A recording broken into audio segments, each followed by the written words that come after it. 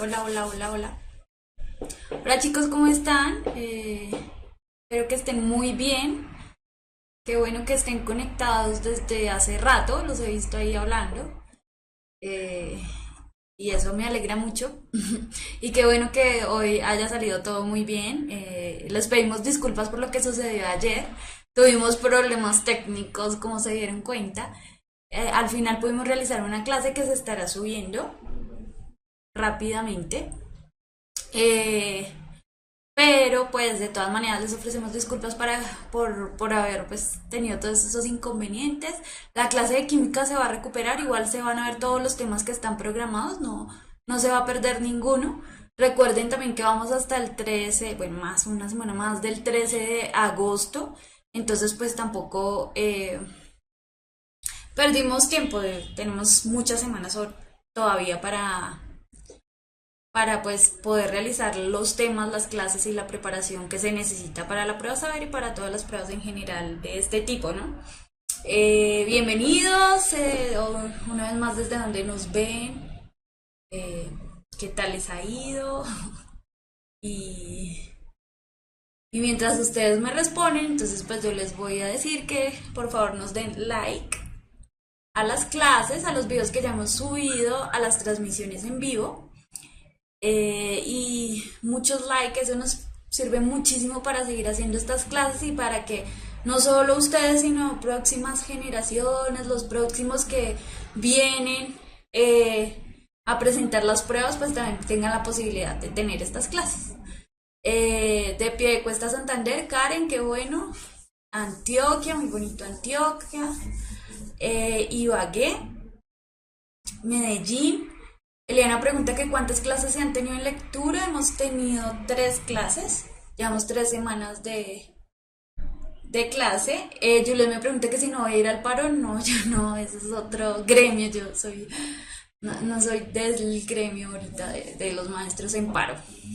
No quiere decir que esté en contra ni a favor, nada de eso. Desde Cali, Cúcuta. Cúcuta, Dylan siempre está presente. Un saludo para Dylan que siempre está ahí presente. Los de Bogotá que está haciendo un frío horrible, está lloviendo. Bueno, claro que aquí está haciendo calor. Luz Day de Santander. Qué bonito, no conozco Santander. Eh, Eliana, hoy no hemos tenido clases. Las clases siempre empiezan a las 5:30 usualmente cuando cumplimos. Hoy empezamos antes para saber si había problemas en la transmisión o algo y como para arreglarlo y que todos estuviéramos bien. Vamos a tratar de empezar antes la transmisión, ponerles musiquita, pero las clases siempre van a empezar a las 5:30. ¿Listo? Entonces, para que ustedes sepan. Andrea de Barranca Bermeja, que súper. Brandon de Piedecuesta. Vanessa, ¿ya vieron metáforas simil y eso? No lo vamos a ver este día de hoy precisamente. Angie Bucaramanga, José, por ahí te vi. Qué bueno que estés aquí y listo. Bueno, entonces vamos a iniciar con la clase. Hoy, como el título lo anuncia, son textos líricos. Las clases anteriores hemos venido viendo textos narrativos y de ahí pues estamos como tratando de abordar todos los textos narrativos que la prueba Saber 11 específicamente evalúa, ¿sí? Eh, entonces en esta oportunidad vamos a ver los textos líricos, sobre todo porque hubo una confusión entre la clase anterior y es con cuál es la diferencia entre un texto dramático y un texto lírico que se escribe en verso, ¿sí? Entonces vamos a también a diferenciar cómo, cuáles son las características más bien que los hace diferentes. Me merezco un 5, hola, que siempre digo que yo me merezco un 5. Ya los saludé. Y ahora, bueno, entonces vamos a comenzar con los textos líricos. Bueno, entonces, ¿qué es un texto lírico? O lo que nosotros llamamos comúnmente poesía, ¿sí? Y usualmente la poesía se ha definido tradicionalmente como la expresión de los sentimientos por medio de la palabra, ¿cierto? Entonces casi siempre cuando se habla de poesía se habla de expresión de sentimientos que puede ser a través de la palabra escrita, un poema escrito, o oralmente, ¿sí? A través de cómo se habla o cómo se presentaba antes. ¿Qué sucede? Y de ahí viene la diferencia que va a hacer con lo que decíamos la clase anterior. En la antigüedad, en Grecia, más precisamente, en textos como la Ilíada, la Odisea y muchos de ahí para adelante, estaban escritos en verso, ¿sí? Y es una de las características de la poesía, estar escrita en verso.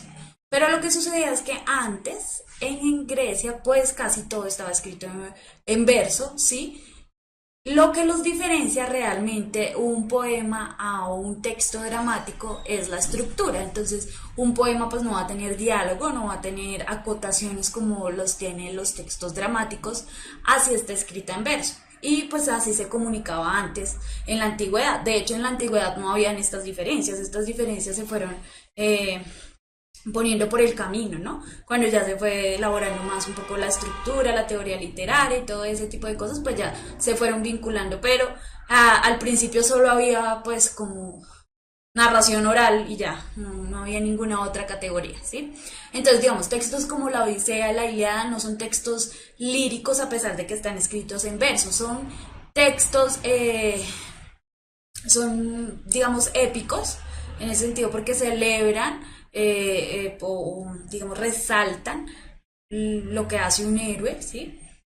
En cuanto a enfrentarse por un país, pero lo que sucede es que está escrito en verso, pero no es un poema. Porque sería un poema como en 200 páginas y eso no es así, ¿listo? Entonces esa es la gran diferencia, ¿sí? Ya más adelante pues ya se fueron diferenciando la poesía como tal de los textos dramáticos y apartándose cada una por sus caminos, no por la clasificación que ya fueron haciendo los intelectuales, ¿listo? Entonces lo primero que tenemos que saber es que la poesía expresa sentimientos, pero este punto de vista casi siempre es subjetivo, ¿sí? Lo habla una voz poética, que podemos llamar voz poética o puede ser el poeta, ¿sí? Como veíamos en las clases cuando veíamos cuento y novela, hablábamos del autor y el narrador, ¿no? Entonces había el autor, que era el que escribía la obra, y el narrador, que era quien contaba la historia. En los poemas sucede que usualmente quien habla en el poema es el poeta, ¿sí? Es precisamente el autor, aunque en algunos casos habla un tipo de narrador que le llamamos voz poética, que es como el que expresa los sentimientos. Pero en la poesía sí está bien dicho decir que es el poeta quien habla porque está más asociado a lo subjetivo, o sea, lo que él piensa, la expresión de sus sentimientos propios, y por eso no se hace esa diferencia tan específica como con los cuentos o las novelas con el narrador, ¿sí? Y a través de estas expresiones de sentimientos él nos ofrece su pensamiento, lo que piensa en su interior, su visión de la realidad, su visión de mundo. Eso es lo que hace a los... Por eso es que los poemas son tan complicados, porque son más subjetivos, tienen diversas formas, o sea, hay diversas formas de ver el mundo, y asimismo pues hay diversas formas de expresar, y pues asimismo hay millones de poemas. Un error que se suele cometer y que siempre de pronto por lo que uno va viendo en el colegio o lo que va viendo tal vez en la vida cotidiana es pensar que un poema siempre habla de amor. Entonces no necesariamente los poemas siempre hablan de amor. El amor es un sentimiento y pues como es un sentimiento muy grande y es un sentimiento que mueve muchas pasiones, entonces pues sí hay muchos poemas que hablan de amor, pero este no es el único tema, ¿sí? Hay muchas emociones y temas en los que se habla el poema. Uno, pues el amor, la soledad, el miedo, el fracaso, el desamparo, casi todos esos sentimientos que agobian al ser humano, ¿sí? Que agobian al humano en sí porque es quien expresa y quien lleva, enaltece esas emociones, ¿sí? Mm, y lo que hace en particular un poema es que estos sentimientos no se expresan pues de cualquier forma, ¿no? Me siento triste, me siento alegre, no como decirlo así normalmente, sino que están enlazados a través de unos elementos técnicos y estéticos, que es lo que vamos a ver hoy, que me estaban preguntando por ahí, que son las figuras literarias, que se usan en los poemas, pero pues también en otros tipos de texto. ¿Sí? Y estos elementos estéticos, como hablábamos cuando vimos lo de la novela, son los que le dan como el sabor, como el ritmo, como todo al texto para que uno cuando lo lea como que sienta el golpe, yo le digo así, es como ese golpe que te deja pensando más allá. Entonces eso es lo que caracteriza a este tipo de textos. Eh, una de las características eh, primordiales de los poemas, y que venía hablando de eso, es que están escritos en verso. Pero no quiere decir que todos los poemas deben estar escritos en verso. Eso cambió con el pasar de los años y en la actualidad casi que muy pocos poemas se escriben en verso y ya casi todos se escriben es más bien en rima, ¿sí? Ya vamos a ver cómo es que es eso del verso, cuál es la definición concreta de lo que es el verso. Sergio, Lola Hatin es un poema moderno y no está escrito en verso. Y ya después vamos a hablar de ese tipo de poemas. Creo que ese fue uno que salió el año pasado en la prueba Saber 11, el de Lola Hatin. Y eso era un verso más que hablaba hacia la madre y la exaltación del sentimiento del hijo hacia la mamá, ¿no? Entonces, bueno, en resumen lo que, digamos, define un poema es la unión entre ese fondo emotivo, subjetivo y sentimental y las características formales. Profe, yo tengo el texto de Lola Hatin con las preguntas, ¿te lo envío? Sí, me lo puedes enviar. De hecho, me pueden enviar todo el material que ustedes quieran al correo de lectura crítica @puntajenacional.co. Textos que ustedes hayan visto, textos de los que tengan dudas, todo el material que ustedes deseen, preguntas que tengan, lo pueden enviar ahí a lectura crítica @puntajenacional.co. Entonces, si quieren me pueden enviar ese texto. Yo ya lo he visto, sí lo trabajamos un poquito el año pasado, pero lo podemos volver a ver sin ningún problema. Tal vez no en esta clase, pero ya después como vamos a hacer como unas semanas de mucho repaso y muchas preguntas, entonces lo podemos ver ahí. ¿Sí? Listo. Bueno, entonces vamos ya a meternos específicamente en cuáles son los elementos de los poemas o los elementos de la lírica, que es esa estructura eh, que manejan y por la cual se diferencian también de otros tipos de texto. El primero de estos elementos es el verso, del que hemos estado hablando. Eh, el verso en realidad es una línea o es una frase, se compone de palabras y lo que lo caracteriza es la cantidad de sílabas que lo componen, ¿sí? Entonces es muy importante, yo no sé si se acuerdan, no sé, pero cuando uno está por allá casi en primero, segundo de primaria, lo primero que lo ponen a hacer a uno es a contar las sílabas que tiene una palabra, ¿cierto? Y a dividir correctamente las sílabas de una palabra. Al momento de hacer versos es muy importante la cantidad de sílabas que componen el poema porque esto da el ritmo de los poemas. Entonces, piensen no solo en un poema, sino en una cancioncilla o en un himno. Usualmente tiene un ritmo que marca, ¿sí?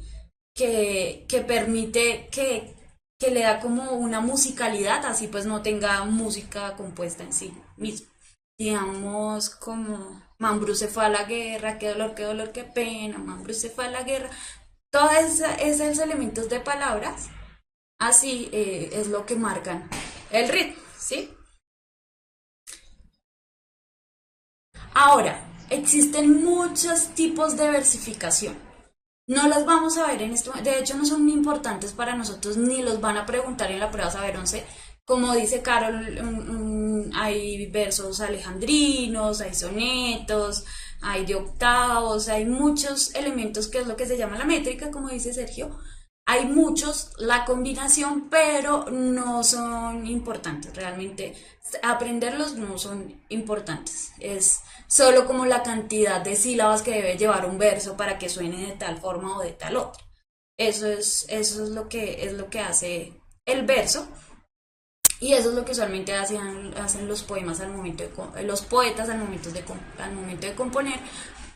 Mm, sobre todo si quieren que rimen o no los versos.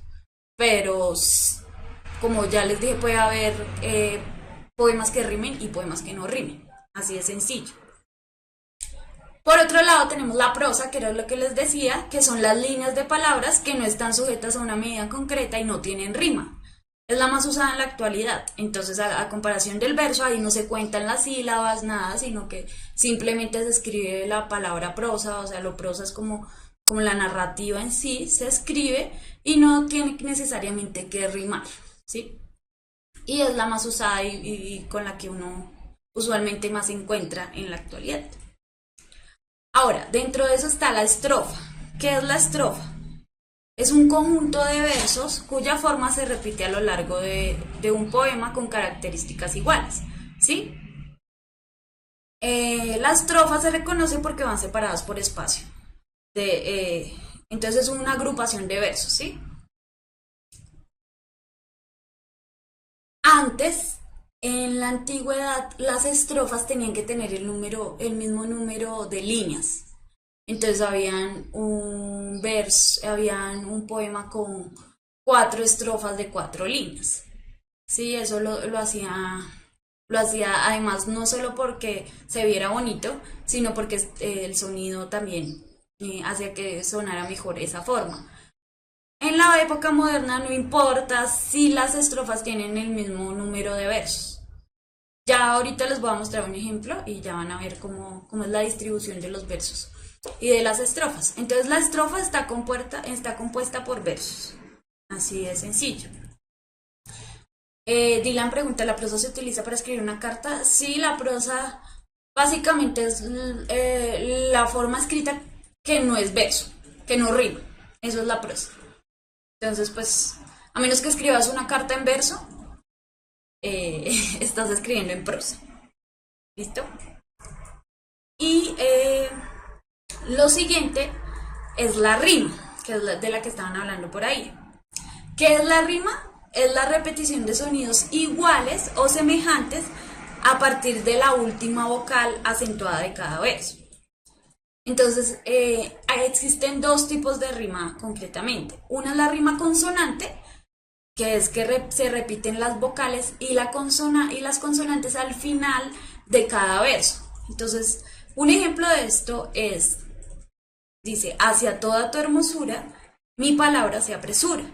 Entonces, si ustedes se dan cuenta, rima hermosura, RA, y mi palabra se apresura, RA, las dos terminan igual, y eso es lo que le da el ritmo al poema, ¿sí? Estos dos son versos distintos, ¿no? Cuando usualmente en la prueba, esta división, esta línea, este slash, es la división entre un verso y otro, ¿sí? Para que lo tengan en cuenta. Entonces, esto es un verso y esto es otro verso. Y lo que les da la rima es la repetición del sonido de RA con el sonido de RA, ¿sí? Y por otro lado tenemos la rima asonante, que es cuando solo se repiten las vocales. Entonces un ejemplo de esto dice, piedra sobre piedra a las nubes llega. Entonces ya no tenemos la repetición de la consonante, pero sí la terminación de la misma vocal, A con A, ¿sí? Entonces ya ahí sabemos que es una rima asonante cuando solo es la vocal la que rima y consonante cuando es la consonante y la vocal las que riman. ¿Listo? Entonces hasta ahí. ¿Alguna pregunta hasta ahí? Entonces continuamos con lo que nos preguntaba, no me acuerdo quién era. Bueno, Carlos León pregunta que si se pueden mezclar. Sí, se pueden mezclar. Puedes hacer una estrofa en donde combines rimas asonantes y rimas consonantes. Y digamos, si tienes un texto que son 4 versos, entonces el primero puede ser una rima consonante, el primero con el segundo, con el tercero y el segundo con el cuarto. y la otra puede ser asonante. Uno puede mezclar. Digamos que ahí está la magia del lenguaje y de todos los elementos que sean, porque pueden los autores hacer lo que quieran. Tienen las herramientas para hacerlo, como la música, ¿sí? Piénsenlo, es como las notas musicales. Tienen las notas, pero pues ya cada cual compositor lo pone y lo hace como quiera. ¿De qué depende? Que hayan reglas de la época? Entonces habían épocas en que los poetas que tenían cierta categoría usaban una métrica y esos eran los que pues estaban en mayor categoría y los que mejor escribían de acuerdo a las reglas escritas por las personas o los intelectuales de la época, pero pues nada, todo cambia y nada está escrito para todo el tiempo, ¿sí? Todo va a cambiar. Alejandra pregunta que si en la rima siempre va a ser solo la última letra o se puede la primera. Usualmente siempre son las últimas. Puede ser la penúltima, la última o la antepenúltima. De acuerdo con la entonación, eso sí como cuando le enseñan a uno el acento de las tildes, pero usualmente es en la última o en ninguna, depende del poeta. Ahora sí, vamos a ver las figuras literarias. ¿Qué es eso de las figuras literarias?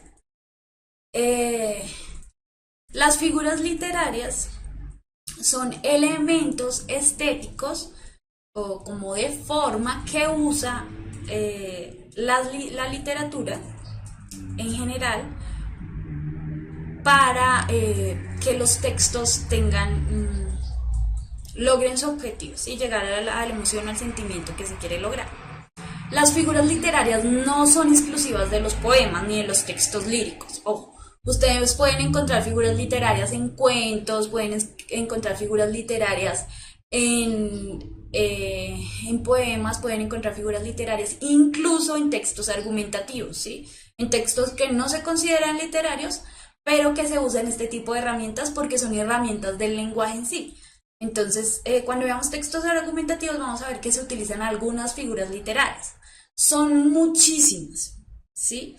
Yo no traje aquí todas las figuras literarias, traje algunas y sobre todo las que se usan más recurrentemente en la poesía, ¿sí? Cuando veamos textos argumentativos, vamos a ver las que se usan más recurrentemente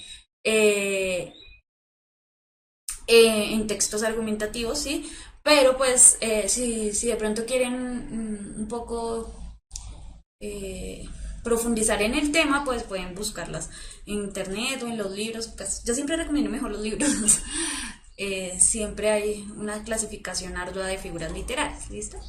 Como dice Sara, cuando hablamos las usamos a veces. Muchas veces las usamos sin saber que son figuras literarias.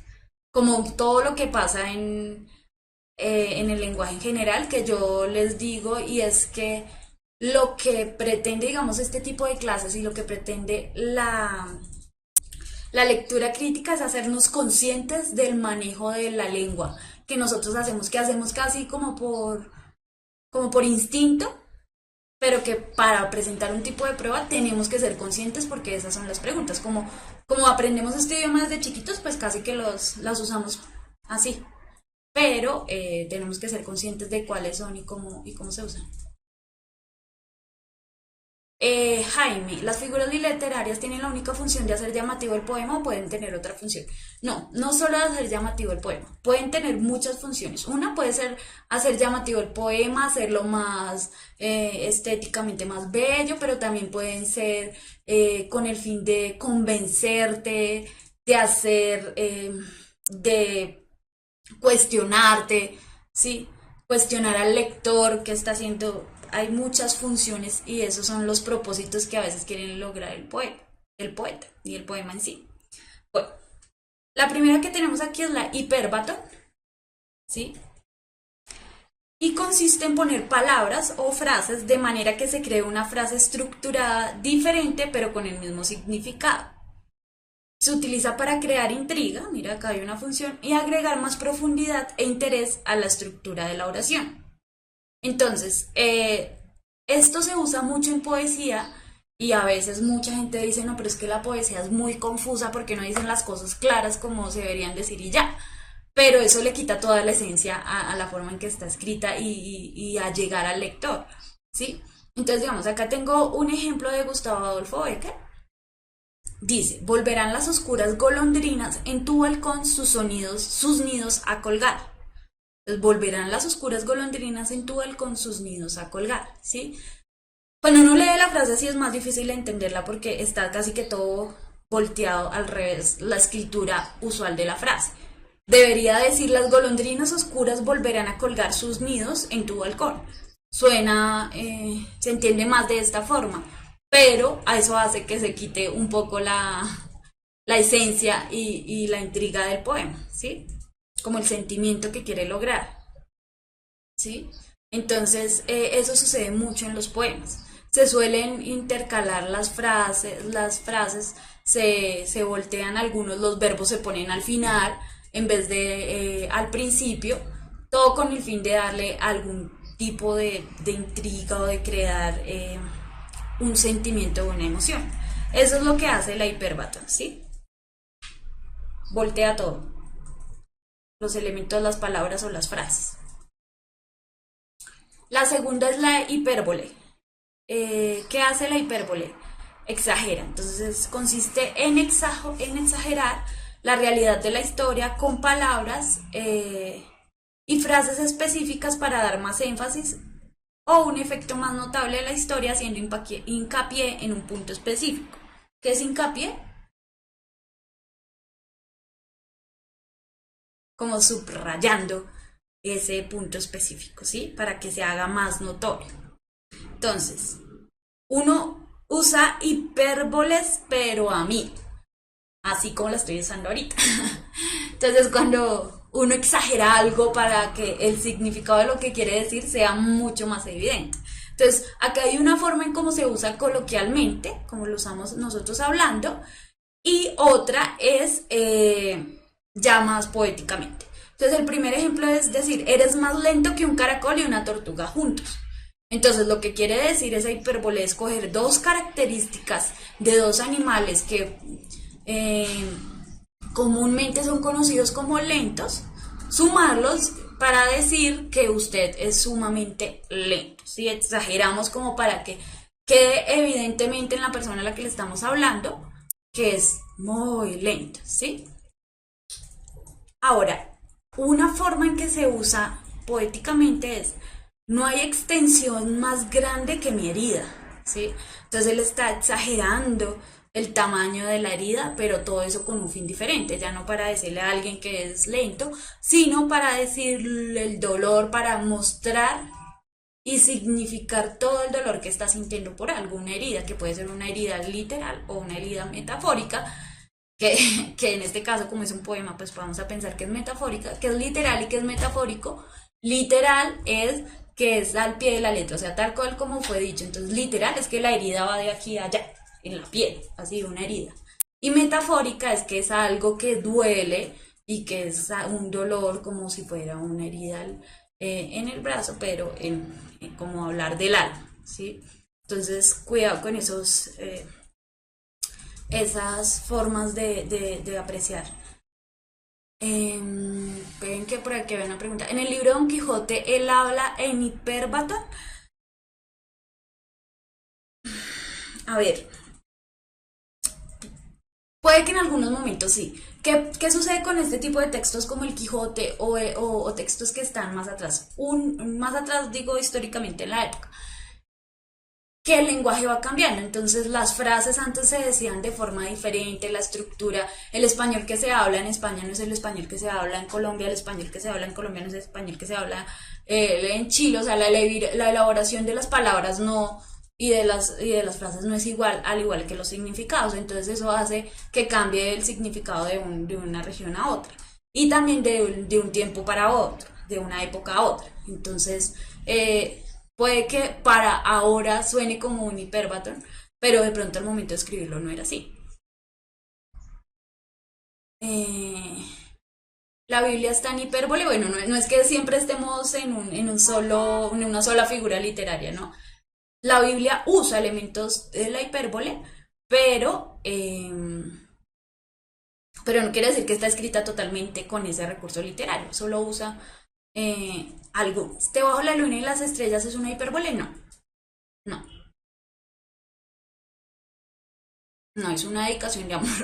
No, porque una hipérbole sería decir más bien, iluminas mi vida como la luna. No sé.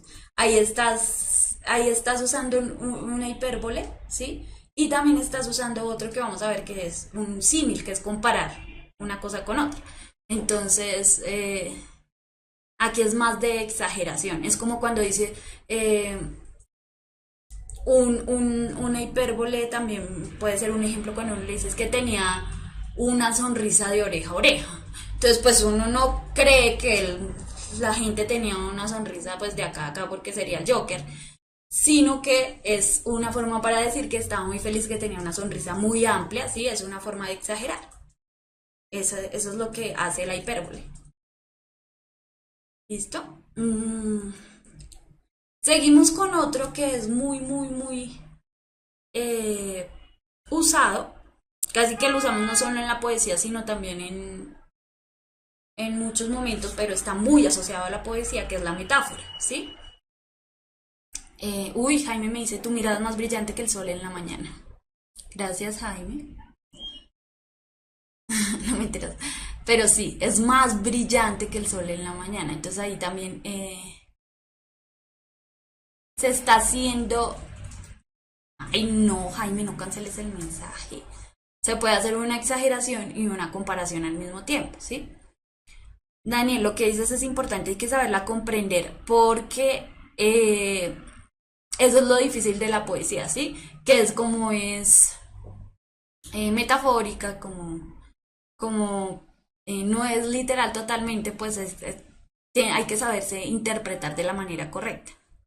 Bueno, la metáfora. ¿Qué es la metáfora? Consiste en establecer una comparación entre similitudes y rasgos compartidos. Lo que estaba haciendo Jaime, Jaime ahorita.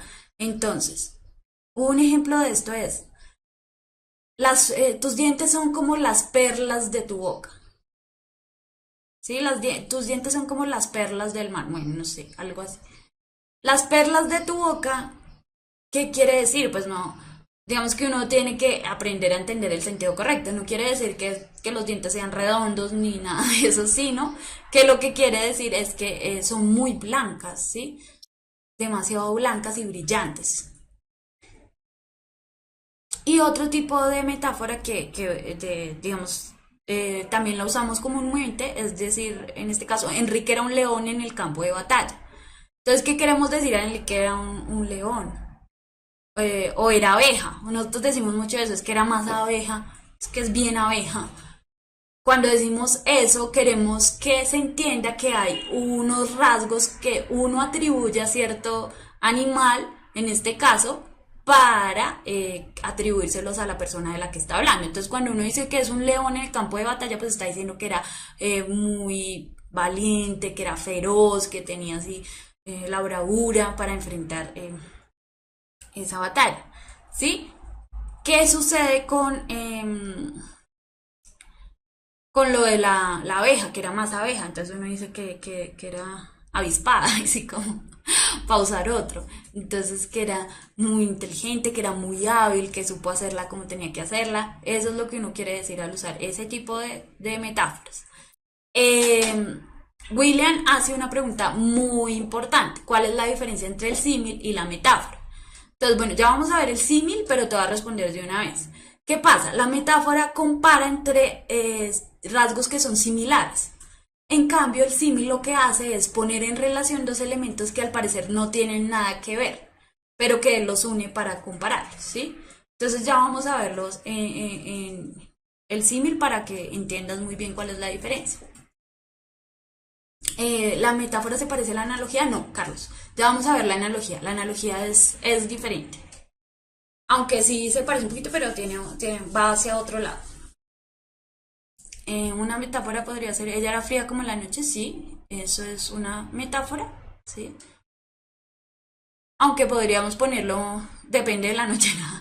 Pero pues, digamos algo más específico como el hielo, sí, que usualmente es frío. Eh, Veamos el oxímoron y ya vamos a ver el símil y la analogía que son los que me estaban preguntando. El oxímoron significa los opuestos y consiste en utilizar conceptos contradictorios de manera que acaben teniendo un sentido de una manera extraña y compleja, ayudando a percibir un nivel más profundo de la verdad, ¿sí? Esto se usa mucho, aunque a veces se usa muy mal. Entonces un ejemplo que tengo de Francisco de Quevedo es este verso que dice, es herida que duele y no se siente, ¿sí? Entonces está contraponiendo una herida que usualmente cuando uno se hiere duele al decir que no se siente. Pero una de las más utilizadas es poseía un fuego frío en sus ojos. Entonces atribuir esos elementos que usualmente no tienen esas características a algo. Entonces decir que un fuego usual, uno lo piensa como algo que es caliente, que arde, pero aquí lo ponen como algo frío, ¿cierto? Entonces es comparar ese tipo de, esa contradicción entre dos opuestos para decir algo más cruel. Entonces, al decir que tenía un fuego frío en sus ojos, da un significado diferente a solo decir que tenía fuego en sus ojos, ¿cierto? Eh,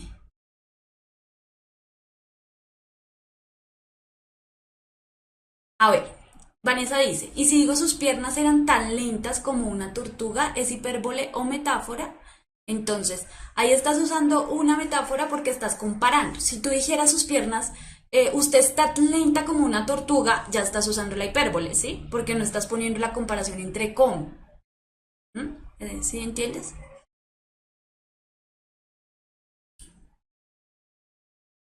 Listo.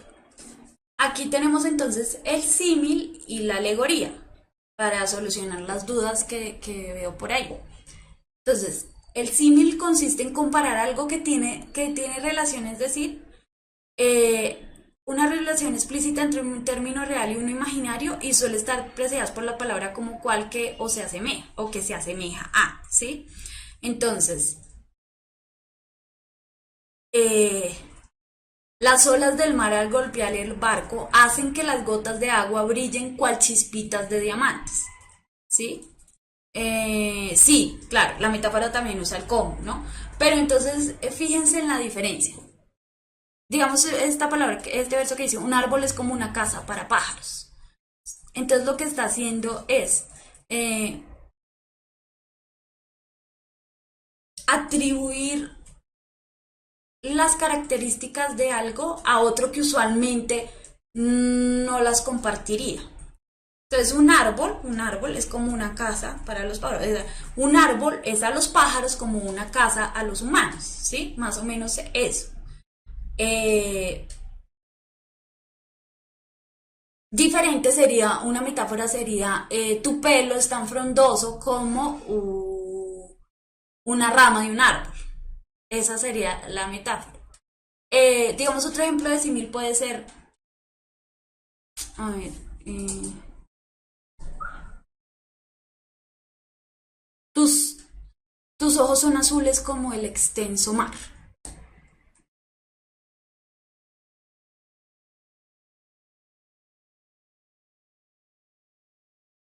Esperen, a ver, Karen, o sea que digamos, si yo digo el dolor sanador, ¿serviría como lo de la contradicción? Sí. El dolor sanador es un oxímoron. Opone dos conceptos que usualmente están separados. Ernesto con la tortuga. Sus piernas eran tan lentas como una tortuga. ¿Es hipérbole o metáfora? Estás haciendo una metáfora.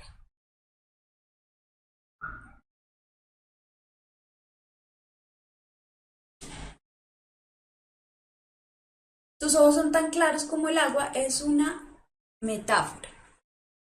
¿Sí?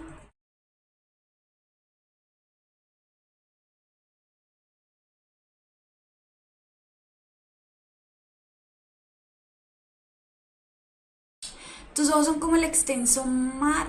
Es que ya no está haciendo una comparación específica de un adjetivo de la persona. Es decir, cuando dices son tan claros, estás viendo un elemento. Ahora, cuando dices, porque brillan.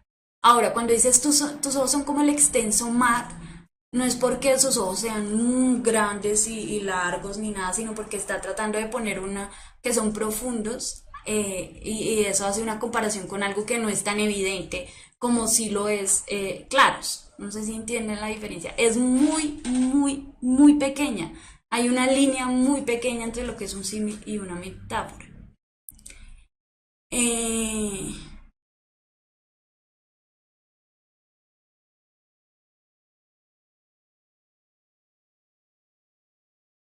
Si en la metáfora del símil hacen comparaciones, ¿en qué se diferencian? Se diferencian en la forma en que lo hacen, en las características que comparan entre una y otra, entre hacerlo evidente entre lo que están comparando y lo que quieren decir, ¿sí? Tus lentes brillan como el cristal es una metáfora, porque es una característica, se está viendo, estoy brillando, ¿sí?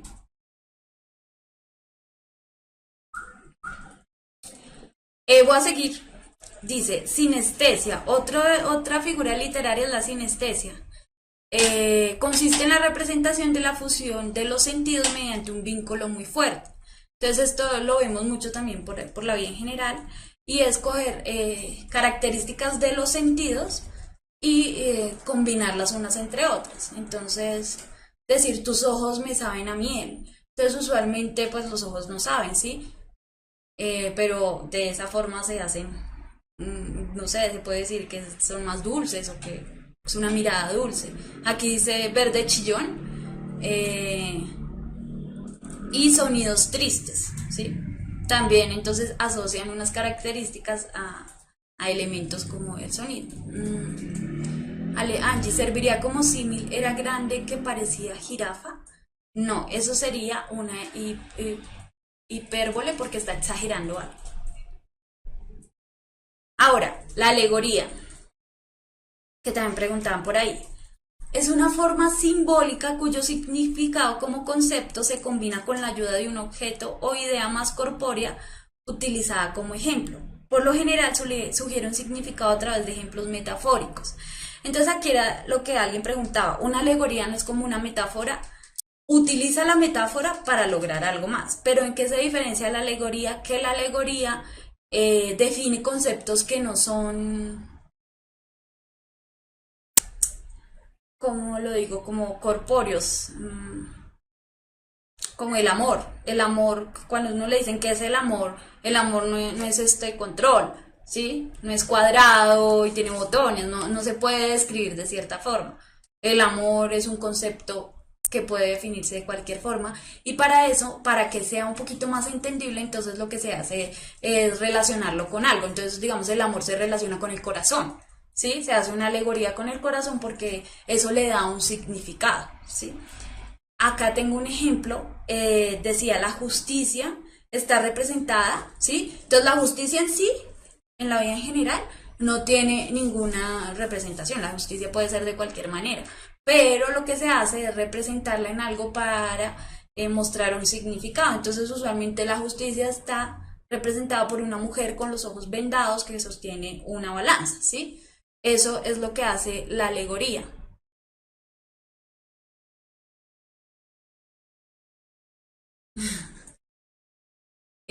Fernanda, creí que la metáfora era más implícita y el símil, no, es al revés. Lo que dices es al revés. Vanessa, sí, un buen ejemplo de alegoría es como decir la paz con la paloma. Entonces la representación de la paz ahorita, digamos, del tema, no sabemos cómo es la paz en sí, ¿sabe? Podemos pensar cómo se siente o todo eso, pero no tiene nada concreto. Y se representa a través de una paloma blanca, usualmente. La Estatua de la Libertad es una alegoría, sí, es una alegoría.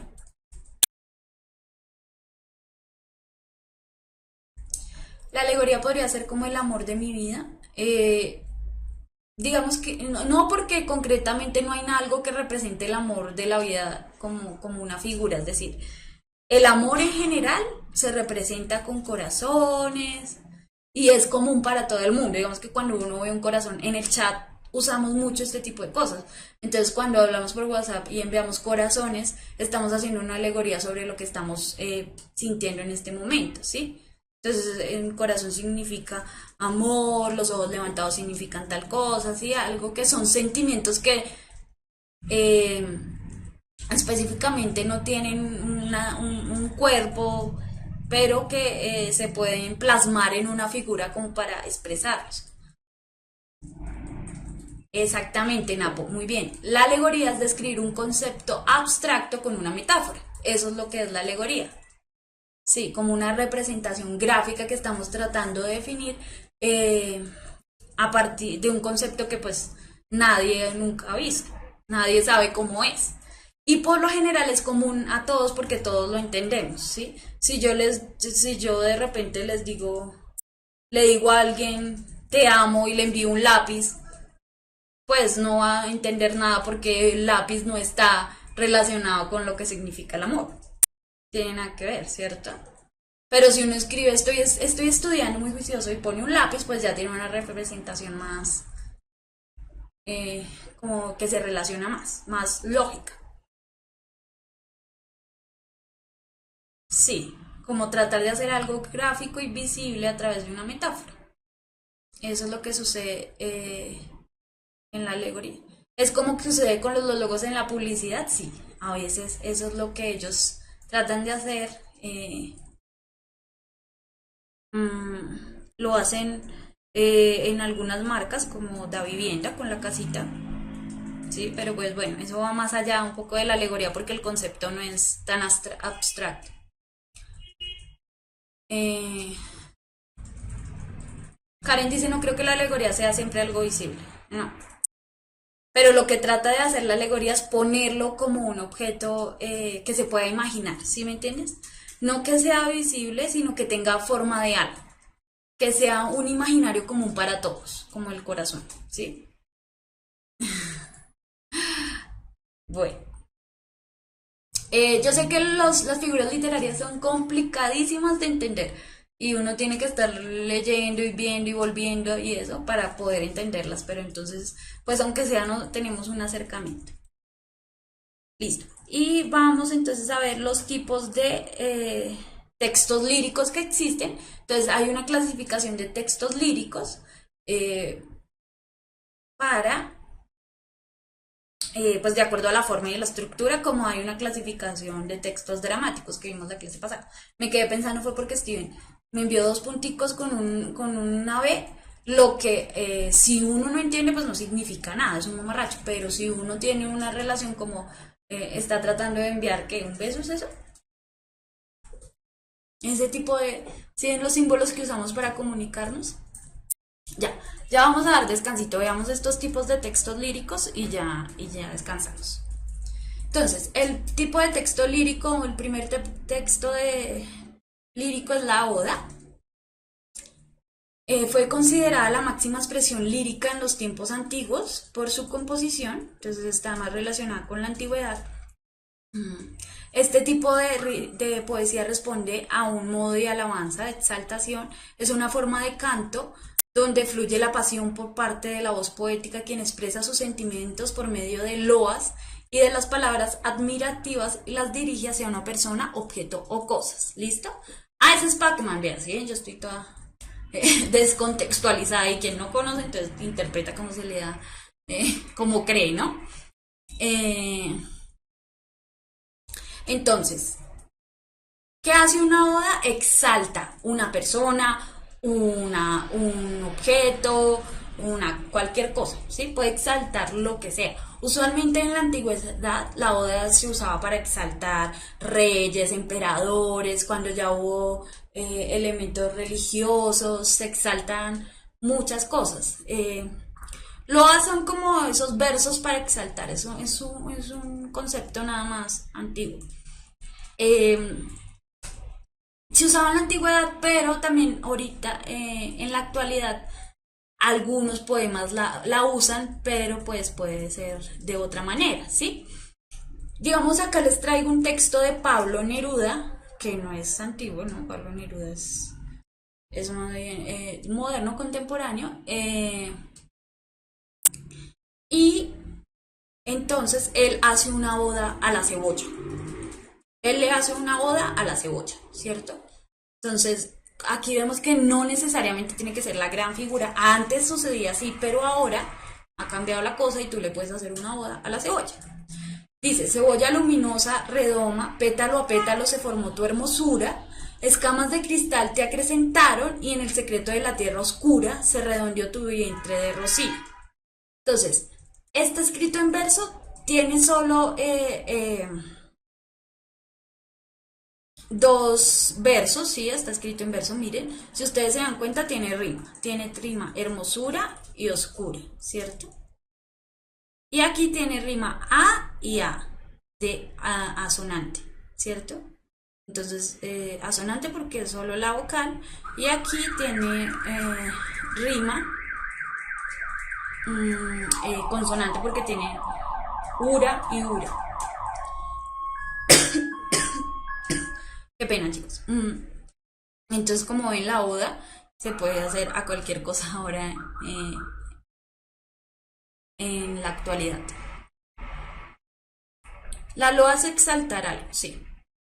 Entonces, como la oda es una alabanza, como decían a veces, lo que se canta en la iglesia o eso, puede hacer.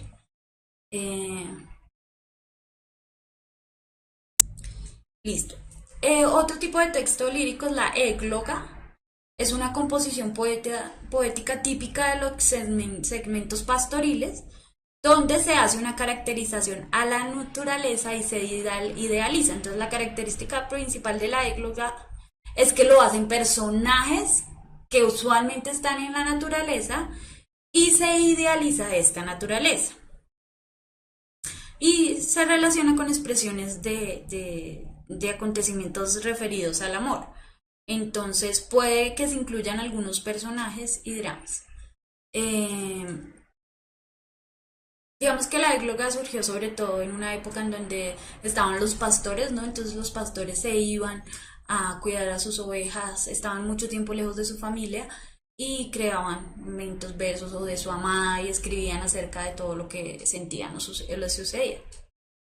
También, como en este ejemplo, vemos la égloga habla sobre dos pastores que están ahí. Entonces, dice, el dulce lamentar de dos pastores, salicio juntamente y nemoroso, he de contar sus quejas imitando, cuyas ovejas al cantar sabroso, estaban muy atentas los amores del placer olvidadas escuchando. Entonces, aquí hay, esto está escrito en verso.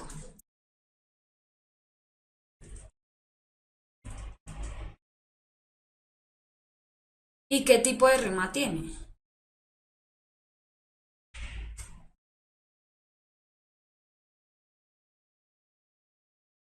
Em, Bucólicos es como como que remiten a sentimientos internos, ¿sí? Como la caída de la cascada. Eso es como lo que quiere decir bucólicos. Bueno, entonces Gustavo me dice que sí. Claramente está escrito en verso. Y si ustedes se dan cuenta, tiene rima consonante, entonces dice pastores, amores, imitando, escuchando, memoroso, sabroso. Entonces ahí están las rimas consonantes, ¿cierto? Ahí está. Entonces, si ustedes se dan cuenta, este pedacito es una estrofa, ¿no? Es una estrofa. Toda esta reunión de versos es una estrofa. Y cada una de estas palabritas es un verso. Y la unión entre este primer verso, este primer verso y este quinto verso es una rima. ¿Sí? Ahora, vamos a ver la elegía. La elegía es un poema al dolor, pues ese es su eje temático principal. El poeta expresa sus sentimientos de angustia y desamparo relacionados a circunstancias de muerte o de profunda lamentación. Entonces la elegía casi siempre, hay cuidado con diferenciar la elegía de la oda, porque la elegía lo que hacía era lamentar la muerte de alguien, podía ser un héroe o algo y exaltarlo, pero la oda no tenía necesariamente nada que ver con el dolor, sino de pronto con solo exaltar a alguien. En cambio, la elegía de por sí siempre habla del dolor, angustia o muerte, que puede ser un personaje antes, ¿no? Era el personaje, el emperador, el rey, y ya después pues puede hacer cualquier persona que uno lamentara su partida. Entonces digamos, este ejemplo que tengo acá es de Miguel Hernández, que es un autor español y él escribió esta elegía a su papá que murió. Entonces dice, en Orihuela, su pueblo y el mío, se ha muerto como del rayo Ramón Sige, con quien tanto quería. Yo quiero ser llorado del hortelano, de la tierra que ocupas y estercolas, compañero del alma tan temprano, alimentando lluvias caracolas y órganos mi dolor sin instrumento a las desalentadas amapolas. ¿Sí? Entonces, si ustedes se dan cuenta, aquí también hay verso, también hay una rima consonante, y pues eso es lo que le da el ritmo y se está lamentando sobre la muerte del papá. Y llegamos a uno de los principales y uno de los más importantes tipos, que es el poema, el soneto. Entonces, ¿qué pasó con el soneto? El soneto fue un tipo de texto que apareció en el Renacimiento y fue muy importante, digamos que dio categoría a muchos poetas. ¿Y por qué fue muy importante? Si vieron la clase de sociales, el Renacimiento es...